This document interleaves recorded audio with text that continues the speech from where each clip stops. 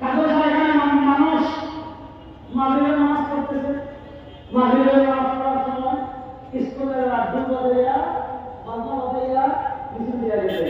মানুষের সময় আমাদের নামাজ পড়ে আমরা তোমরা বাজে দাও, অত আমার কি হবে, কথা মানে নাই। মসজিদে ভিড় মারছে, মসজিদে হামলা করছে, তখন আওয়ামী লীগ ছিল, তারপর আমরা প্রতিবাদ করেছি। এরপরে ঘটনা আপনারা জানেন, মধুখালীতে আওয়ামী লীগ বাংলার 1 মাস আগে অথবা 2 মাস আগে মধুখালীতে 2 জন মুসলমান শ্রমিক ছিল, কাজ করতে পারছে। আমরা সিলেটগঞ্জ বুঝালি, অর্থাৎ বড় মুসলিমদের বুঝালি নাম করে এরা 2 জায়গায় ধরে নিয়ে 6 ঘন্টা বাইন্দা পিটাইয়া স্টোন মারছে। সর্বশেষ আওয়ামী লীগ তার আব্বা তার প্রভু আওয়ামী লীগ বাধা ছিল।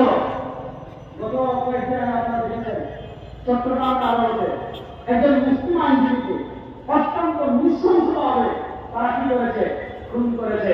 আমরা বলি ভারতের আধিপত্যতা বাংলাদেশের শেষ, ভারতের খেলা শেষ হয়ে গিয়েছে। আমরা 1971 আমরা পিন্ডি থেকে মুক্তি লাভ করেছি, কিন্তু দুঃখজনক হলেও সত্য গত 52 বছরে মেরুদণ্ডবাদ শাসক না থাকার কারণে, আর বিশেষ করে গত 15 বছর এই পুতুল সরকারের কারণে যারা ক্ষমতায় আসতে অবৈধভাবে, কখনো বিনা উঠে, কখনো হাতের উঠে, কখনো নিজেরা ভোট করে ক্ষমতায় এসে তারা ভারতের স্বার্থ দেখেছিল। আর ওই ভারতের আজকে এই দেশের সাম্প্রদায়িক জায়গা তৈরি করার জন্য ওই ইসকন যে মুসলমানকে খুন করেছে, সেই খুনে